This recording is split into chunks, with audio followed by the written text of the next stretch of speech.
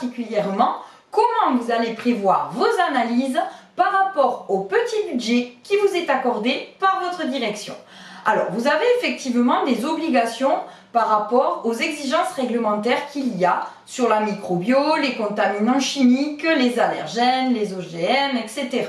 Par rapport à tout ça, bien sûr, vous ne pourrez pas tout analyser pour chacune de vos matières premières. Alors, comment il faut procéder? Déjà, ce qui est observé sur le terrain, c'est qu'il y a beaucoup trop d'analyse microbio. On vous parle d'analyse, vous êtes beaucoup focalisé sur la microbio, puisque effectivement les pathogènes ça fait peur, et donc on a tendance à les chercher beaucoup trop. Quand je dis qu'on a tendance à les chercher beaucoup trop, bien sûr, si votre produit s'y prête, il faut effectivement les chercher. Par contre, si vous faites du biscuit sec ou que vous avez des matières premières sèches, n'accordez pas un budget astronomique là-dessus parce que ce n'est pas nécessaire.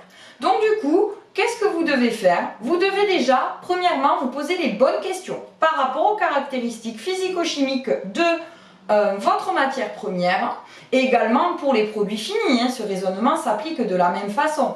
Et déjà dire si c'est plutôt de la microbiologie ou alors des contaminants chimiques. Si vous hésitez encore et que les caractéristiques physico-chimiques ne sont pas suffisantes pour que vous puissiez prendre une décision, je vous invite à regarder l'historique des rappels produits, par exemple, qui vont permettre de vous voir un petit peu, de vous montrer un petit peu tout ce qui se passe en fonction des caractéristiques du produit, justement.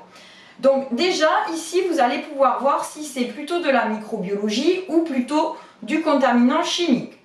La plupart d'entre vous avez une multitude de matières premières et du coup, vous savez très bien que sur une année, vous n'allez pas arriver à analyser absolument tout et passer au peigne fin tous les contaminants que vous avez identifiés pour la matière première en question.